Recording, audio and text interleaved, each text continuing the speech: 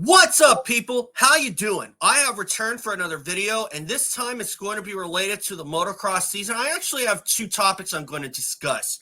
But first of all, before I get to that, guys, I'm going to put up my banner here. This is one of them. But as I do, guys, just remember, subscribe. Helps the algorithm, helps my channel grow. Bought a pro license from TubeBuddy last year, and so far it's helping my channel grow. At one point, I was at 9,900.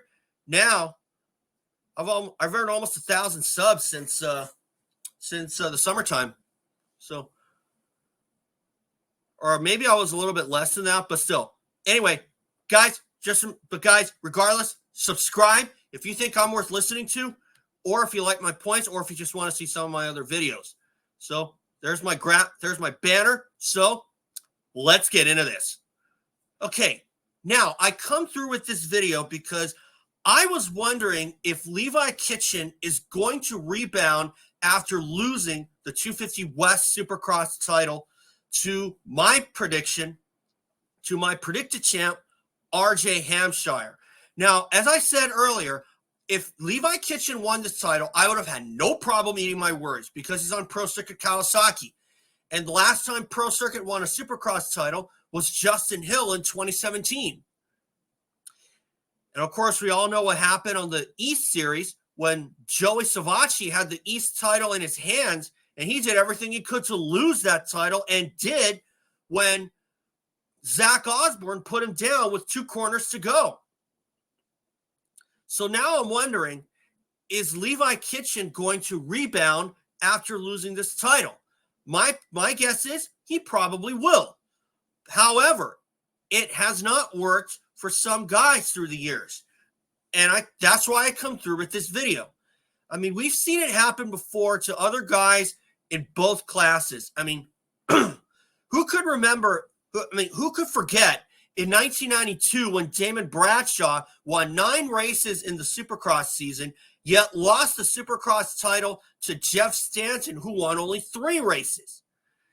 And as a result, that was because Damon Bradshaw was fighting a knee injury and just rode completely out of character and ended up finishing 5th, while Jeff Stanton won the race at the LA Coliseum. And as a result, Damon Bradshaw lost that Supercross title. And then he would take the rest of 92 off for knee surgery, and he was never the same guy. And of course, we all know what happened there. That led to Bradshaw retiring at only 21 years of age, only to come back after 18 months. So that's why I'm wondering if Levi Kitchen is going to rebound. Now, my guess is he will. However, it has not worked out for some people. I just gave one example. Another example, Brock Sellards. Brock Sellards led the 2000 125 East Championship with 6 second-place finishes in the first 7 races. And in fact, Sellards finished second in 6 of the 8 races, and he finished 4th in the other 2. Who won the title? Stephane Roncada. Stephane Roncada won the title with 4 wins en route to the title. And the one problem that I saw with Brock Sellards, if Sellards had won that title, the one problem that I saw was that he didn't win a race. He started out with 5 straight second-place finishes, only to suffer a 4th at the second race at Pontiac. But at the time, Sellards had only led, I think, 2 races all throughout the 2000 season in the 125 East. Okay? And as a result, Sellards, who was probably a heavy favorite to win a 125 title the following year, he had arm pump surgery in 2001 and missed most of the Supercross season just after signing with Red Bull KTM. And then Sellards almost won the 2003 series, but unfortunately, some lackluster performances forced him to take a back seat. And as a result, Brock Sellards never won a Supercross title. So that's the kind of thing that can work against you, because Sellards was kind of injury prone. Is Levi Kitchen injury prone? Not really. I mean, Levi, he's got a lot of years left, but I still think that he can rebound. But if things like that happen, but if things like what I just talked about happen to him, Levi Kitchen could very well be one of those contenders who never won a Supercross title. And another example, Josh Hansen, 2005 in the 125 East, because Josh Hansen won 2 races and tied Grant Langston in the final points tally in 2005. And as a result, Hansen never really contended for a title after that, other than 2011. But a hand injury then forced him to take a back seat. And he never really contended for the title in 2006 in the East Coast. And I would have picked Hansen to win that title, and it never happened. So that's the kind of thing that can happen. So Josh Hansen never won a Supercross Lights title or 250 title. And then as a result, Hansen bounced from team to team, even jumping up to the 450 class. And of course, on the West Coast, on the West Coast in 2006, Andrew Short was leading the title chase, despite winning only 2 races. And he would lose the title at the last round in Seattle to Grant Langston. So, and that was in the mud at Seattle. And however, and while I did pick Grant Langston to win that title, the way that Langston won it was in dramatic fashion, because Grant Langston was going up to the 450 class for 07, and this was his last title. He could complete his 250 trophy case or 125 trophy case, and he ended up winning the title with the win at Seattle. So, unfortunately for Langston, his 450 career did not turn out the way that I'm sure he wanted, but he did win the 450 motocross title for Team Yamaha. But for Andrew Short, he never won a title. He went up to the 450 class after 2006, despite he had at least one more year of eligibility in the 250 class. And as a result, Short hurt his knee at Steel City that year in the motocross.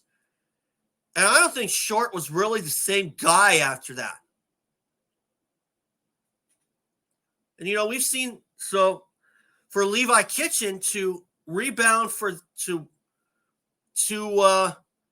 rebound and win a Supercross title, it could happen. Just got to buckle down and stay away from bad luck, if you possibly can. But you know what? Levi Kitchen's got a long career ahead of him. This is the first of many titles that Levi Kitchen will contend for, both Supercross and Motocross. Am I picking Levi Kitchen to win the Motocross title this year? Probably not. I don't think he's proven himself yet as a title contender.